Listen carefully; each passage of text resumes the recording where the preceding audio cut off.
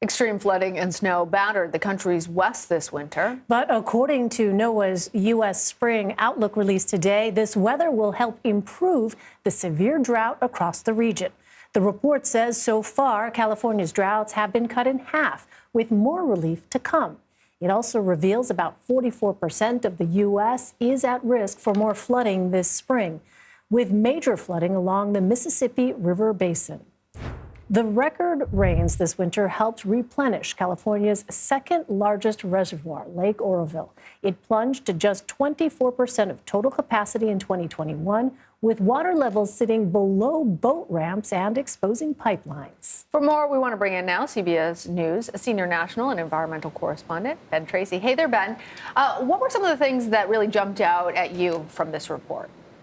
Well, first of all, we should say this is a report from the National Oceanic and Atmospheric Administration. This is not predicting the weather on any given day where you live. This is about kind of the trends of the next couple of months. So a couple of things that jumped out at me when you talk about temperatures and precipitation. So they are saying that we should expect above average temperatures for much of the southern and the eastern half of the United States. Obviously, that's a big swath of land, but that's kind of the general trend for the spring. Also above average precipitation this spring across the Great Lakes and the Ohio Valley. Now, one of the things that you guys mentioned about the Mississippi River Basin, that they're looking at this kind of heightened flood risk, I think is really interesting because last summer and fall, we saw extreme drought conditions throughout the Mississippi River Basin. It was so bad that at times barge traffic couldn't get down the river. Right. So this is kind of the weather whiplash. We're now back to flooding concerns after having extremely low river levels. Well, the report finds that significant rain and snow this winter in the western U.S. may impact the ongoing mega drought conditions and also lead to spring flooding. Why is that, Ben?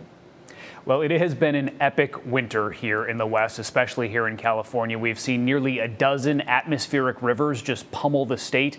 That has caused deaths, that has caused destruction. From a drought mitigation standpoint, however, it has been a dream. This is kind of weather nobody expected. We're seeing reservoirs fill back up. We're seeing more than 200% of normal when it comes to the snowpack in the Sierra. Now, the concern is, how does that melt and how quickly does that happen? If we get really warm weather, which we can this time of the year in California, you could have all that water that's in snow and ice currently become water and rush down those mountains and create some big flooding issues. If it kind of melts gradually over the spring and flows into the reservoirs, that is a best case scenario. But right now, we're not quite sure. We're still dealing with, as you can see in the video there, the cleanup from these storms that just keep hitting the state. Sure, but Ben, I want to follow up with you on one of those points you made, it being a dream, those reservoirs filling back up. Southern California actually lifted its mandatory water restrictions for 7 million people. How long is this a temporary solve versus something that's going to be longer lasting? Is this really something that, like, you can enjoy your water right now, but these are more systemic problems?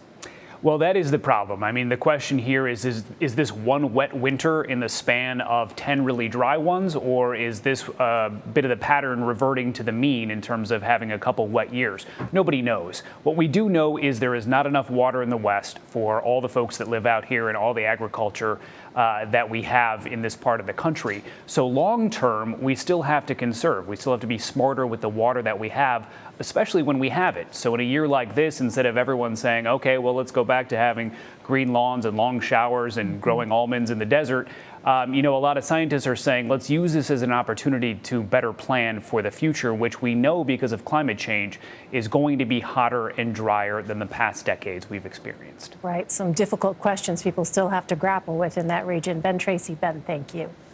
Thanks.